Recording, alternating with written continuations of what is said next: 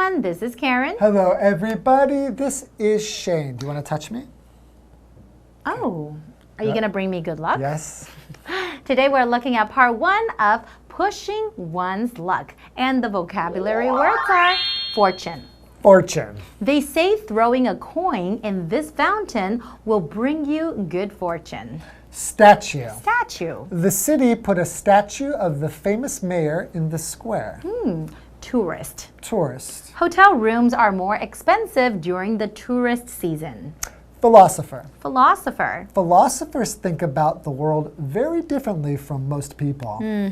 Stroke. Stroke. Ryan gently stroked his son's face. So we're talking about touching artwork? Yeah, so like specifically statues, right? That you can touch, and these will give you good luck, basically. Yeah, because we know that, some artworks are to be admired from afar, right? Yeah. But the artworks we're talking about today, like statues, are supposed to bring you good luck by touching them. Touch them, yeah. A lot of times you shouldn't go into a museum and start touching the paintings. You might get in trouble. You'll get kicked out of the museum. So what are some of these statues that we can touch for good luck? Well, there's one in Scotland. It's a statue of David Hume. Ooh, the famous philosopher. That's right. He was a famous philosopher. So it was said that, if you rub his big toe on his right foot, it will bring you good luck. So oftentimes, philosophy students would actually go there and then do that, and then they hope that they can pass the exam. Well, in Florence, you actually don't touch a human, but you touch a pig. You touch a pig? In Porcellino. In Porcellino? Yeah, it's just basically a pig, and if you rub his nose, you will have good fortune to be able to return to Florence in the future safely. That's pretty interesting. Yeah, and you can also put a coin in his mouth, and that will give you good luck. Okay, well, let's learn more about that in these interesting artworks. Okay. Enjoy. Enjoy. Pushing one's luck. Some art pieces are made strictly to be admired from a distance. Others are created so that they can be touched. Many in this latter group have become popular around the world due to legends that good luck comes from them. Touching the artwork featured in this article may lead to the arrival of good fortune in one's life. Today's lesson is called Pushing One's Luck, Part 1.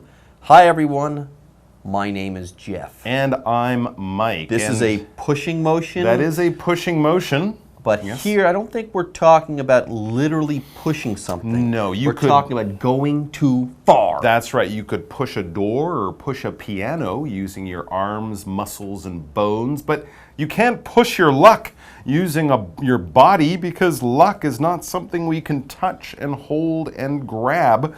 Luck is just being lucky. If someone says you are pushing your luck, they're kind of saying you're trying a little too hard. You're hoping for something that maybe is not very realistic. Anyways, let's start reading.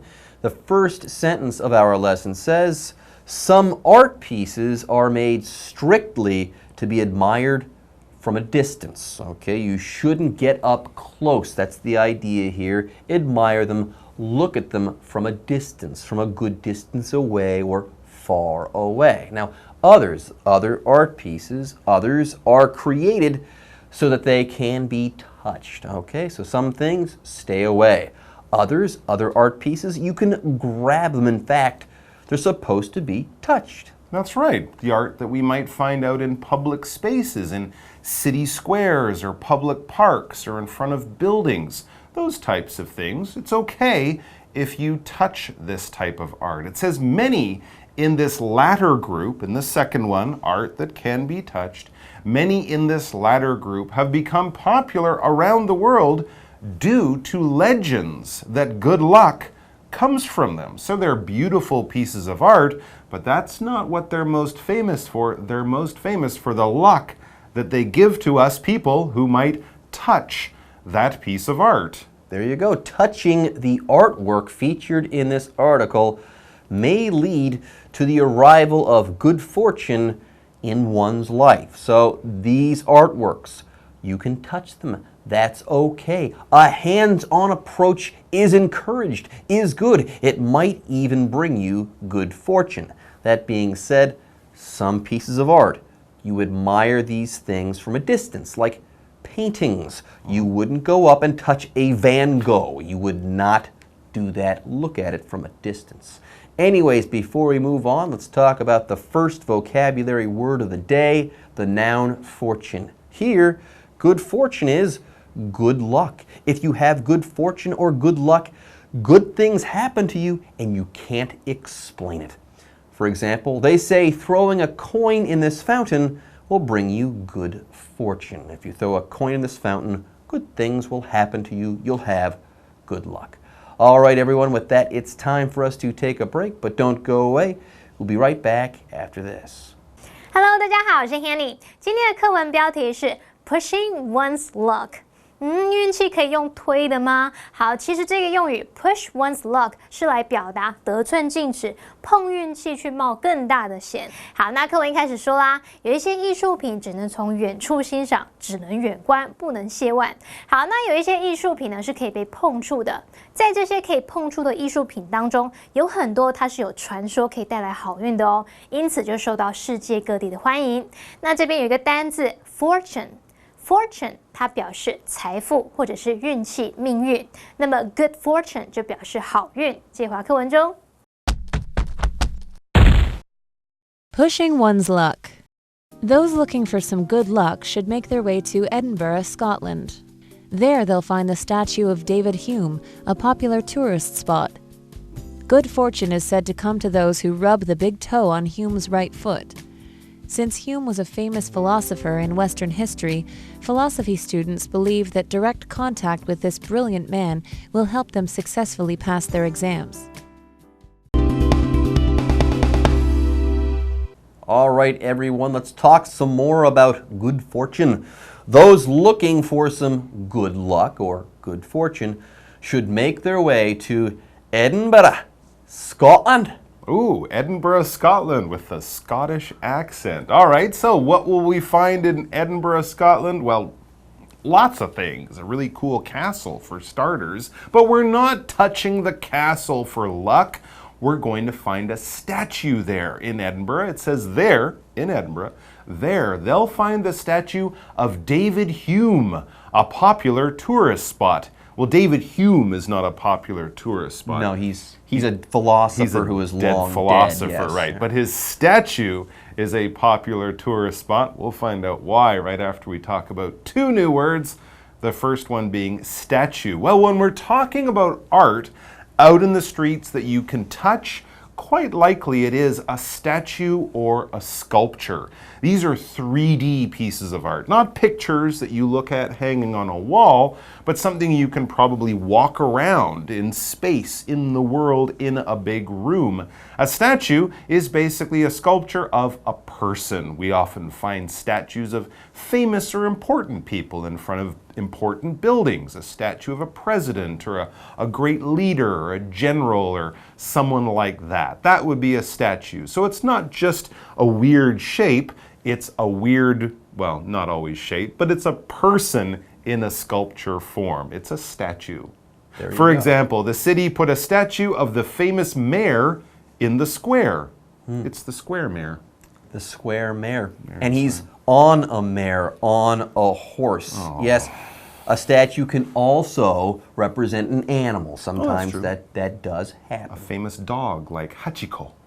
I don't know anything about that famous dog in Japan there, but I do know what the word tourist means. A tourist is someone who travels for fun. A tourist is a person who likes to visit faraway places and see famous things in those places. By the way, a tourist spot would be a place that is popular with tourists. So you can use this word as an adjective and as a noun. Yes, a hot tourist spot is a place that is very popular with tourists.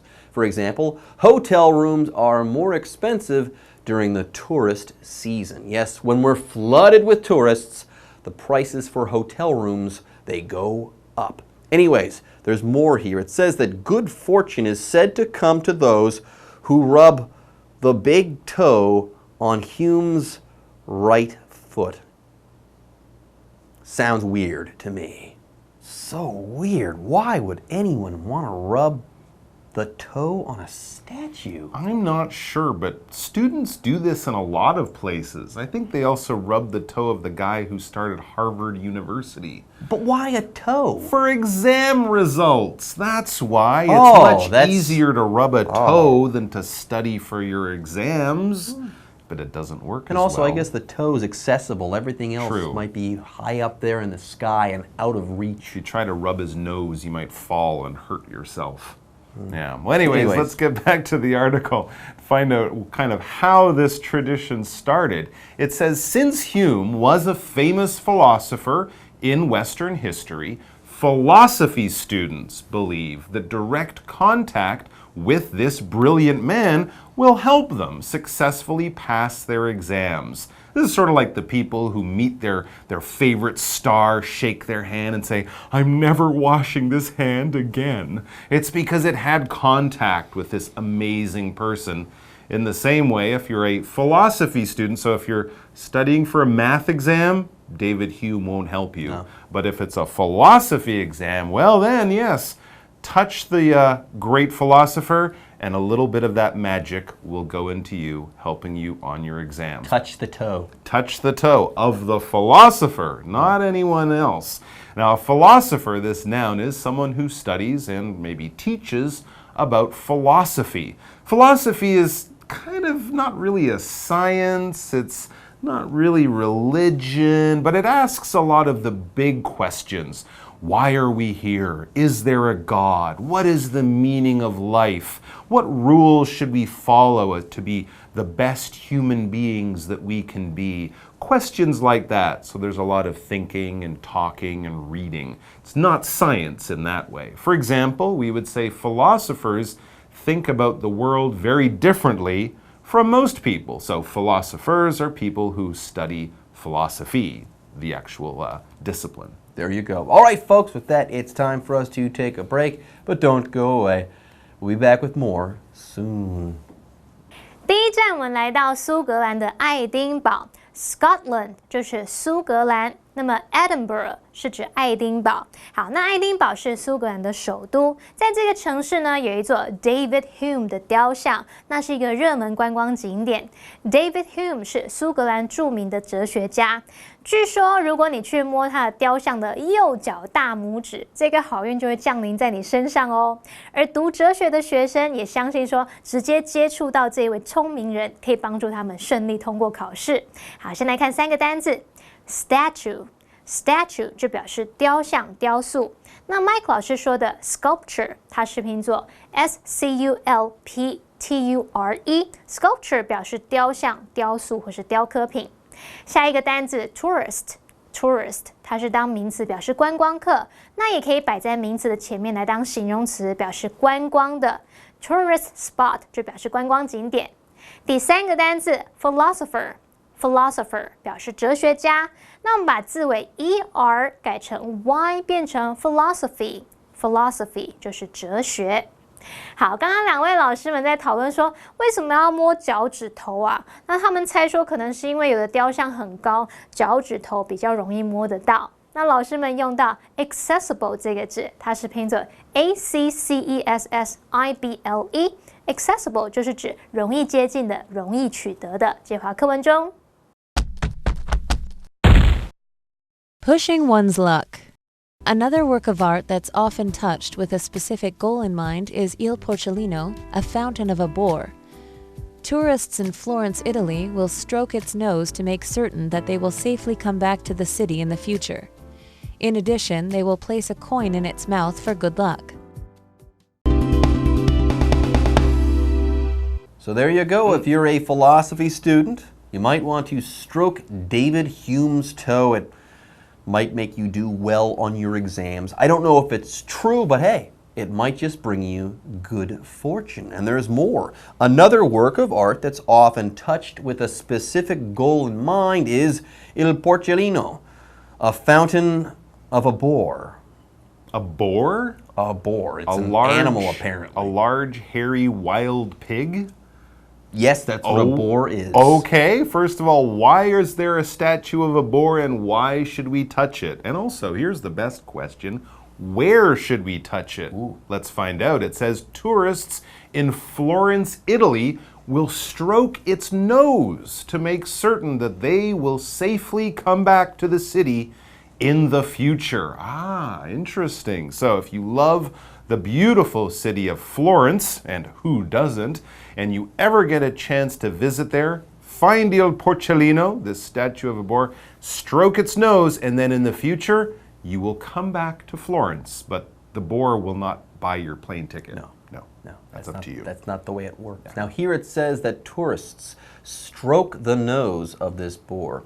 If you stroke something in this case, you gently rub that thing. You run your hand along that thing. By the way, the word stroke is a verb, and we've got an example sentence for you guys. You could say, Ryan gently stroked his son's face. Anyways, you stroke the nose there in Florence, but then you also have to make a contribution. Oh, so that's not the only thing you should do. It says, in addition, they, the tourists or people looking for luck, in addition, they will place a coin in its mouth for good luck. So get yourself a little coin and stick it in the boar's mouth, and that will bring you good luck or even extra luck after you have stroked the nose. You'll come back to Florence or the safely. snout. We could also say the snout of a boar. A long animal nose is sometimes called a snout. Well, that's it for today. I already feel lucky, and I haven't touched any statues yet.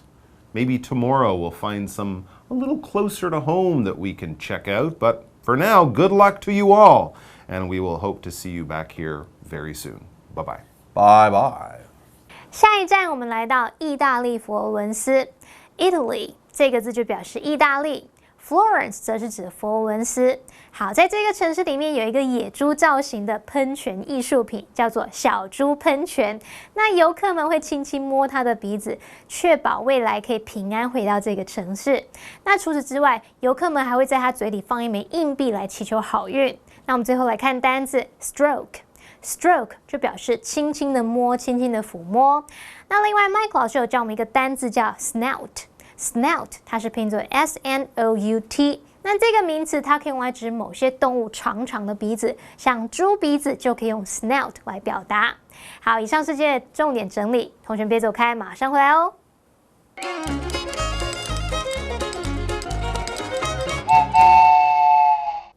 大家好，我是 Hanny， 欢迎收看我们的文法单元。今天要介绍的文法重点有4个。第一个是 some 什么什么 others 什么什么的用法。第二个是 those who 加上动词。第三个是 make one's way。第四个是 with somebody or something in mind。好，我们先来学 some 什么什么 others 什么什么，这就表示有些怎么样，有些怎么样。好，那这个用法呢，是在没有限定范围的人事物里面去列举2种群体的状况。例如 ，some keep dogs as pets。Others have cats。有些人是养狗当宠物，然后有些人是养猫。好，那要特别注意一下哦，我们这个 some 它也可以当形容词，所以你可以改用 some 名词什么什么。other 名词什么什么的句型表达，可是为了要避免重复讲一样的名词，我们可以把 other 名词把它改用代名词 others 来取代，像是 some boys are playing soccer and others are playing tennis。有些男孩在踢足球，有些在打网球。那其中这个 others 就是把 other boys 改成 others。好，那像这样的例句，它就没有列举完所有的男孩嘛？也许有一些可能还在玩桌游，有一些还在玩手机、玩扮家家酒之类的，都没有列举出来，只是稍微提出2个群体来告诉大家。好，接着我们来学 those who 加上动词，这个句型看起来是不是怪怪的啊 ？those who 那些谁？啊，这什么意思呢？好，其实 those 就是指 those people 那些人。如果对你说那些人，你知道是哪些人吗？不知道，对不对？所以我们后面就要用 who 引导的关系子句去限定那些人的范围，去说明那些怎么样的人。那我们通常就会用 those who 加动词来表达凡是怎么样的人，那些怎么样的人。好，要特别注意哦。Who 我们说是用来指这个 those， 所以它是等于复数的主词。我们 who 后面的动词就要用复数型。例如 Those who arrive late will not be allowed to enter. 迟到的人不准进场。好，接着我们来学 make one's way 表示前进、前往，然后你后面可以接副词，像 make one's way home 就表示回家。那我们也可以在这个 make one's way 后面来接 to 加地点，表示前往某个地方，像是Paul made his way to the stage when his name was called. 当 Paul 的名字被叫到的时候，他就走向舞台，准备领奖喽。好，那最后我们来学 with 某人或某事物 in mind。这个字面上的意思是有某人啊，有某事物在心里，将这个人或是事物放在心上。不是很思念的意思哦。这个片语其实是用来表达说你做事情的时候有把某人或某事物纳入考量，意思就相当于中文说什么有鉴于怎么样啊，考虑到怎么样啊，以什么什么为目标或是理由之类的。例如 With their children in mind, they planned a trip to Disney World this summer. 考虑到小孩子，他们计划今年夏天要去迪士尼乐园玩了。我好多朋友都说，有了孩子就没有自由了。好啦，那么以上是今天的重点整理，我们下次见喽，拜拜。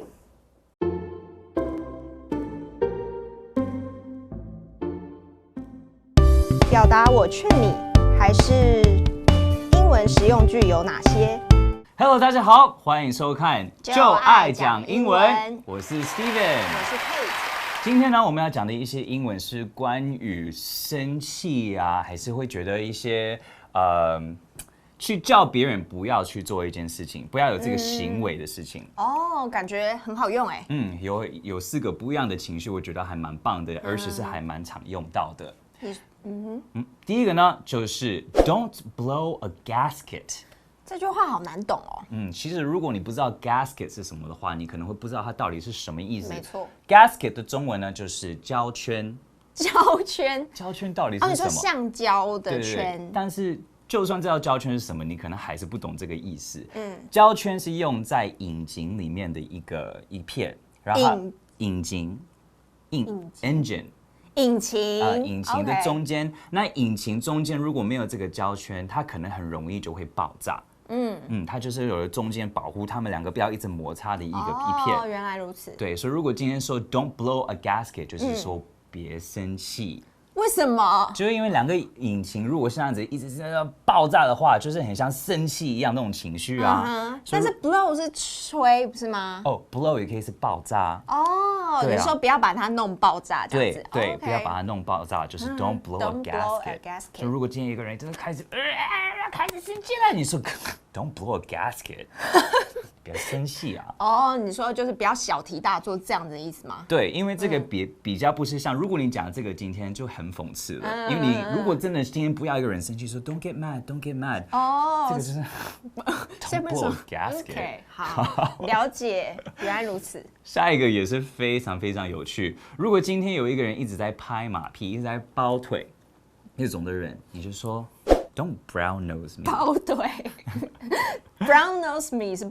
你刚刚说什么？抱腿？抱腿啊，抱腿。为什么？就是抱别人大腿啊。好，为什么呢？因为我们英文呢有一个是说 kiss 屁股，我们不要讲那个 a 开头的字，不能说吗？对，不能说，因为那个字有一点没有礼貌。但是今天就是你一直在亲人家的屁股的时候呢，你就是会抱大腿，对，抱大腿那种感觉嘛。当然也是在拍马屁嘛。但是为什么是 brown nose 呢？因为今天你当在亲一个人的屁股的时候，你是不是可能会碰到他的大便，对不对？所以大便碰到你的鼻子就会变成棕色嘛。哈，这个怎么这么好笑啊？所以因为很多人可能觉得 kiss 那个屁股的那个 ass 那个词有一点不太得体。换句话说，这样子。换句话来说就是 Don't brown nose me， 拍马屁，就不要拍马屁。对。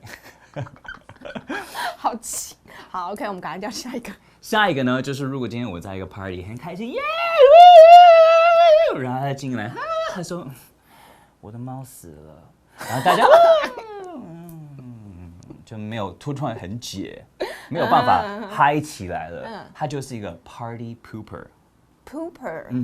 因为在一个派对，大家很开心的时候，如果中间突然有一个人在那边拉屎，还是那边上大号，你会不会觉得他真的很夸张？他会让整个 party 本来很开心的气氛瞬间变得很不好。哦，所以这个又跟那个有关了，又跟就是上大号有关。Party pooper。所以如果今天你就是一个非常喜欢把大家的气氛跟兴致拉下来，你就是一个 party pooper。所以我会说 ，Don't be a party pooper。你为什么在这个时候讲这些话，让大家心情好？所以我们就算没有在 party 里面，我也可以这样说嘛。对，不见得是 party， 这是个非常大的重点。只要是扫兴。对，只要是扫兴，就 Don't be a party。 Don't be a party pooper。好，下一个呢？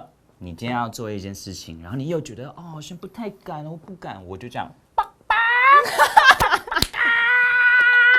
我知道英文常常说胆小的人是 chicken， 对不对？ Yes， 所以今天叫你不要那么胆小，是 Don't chicken out。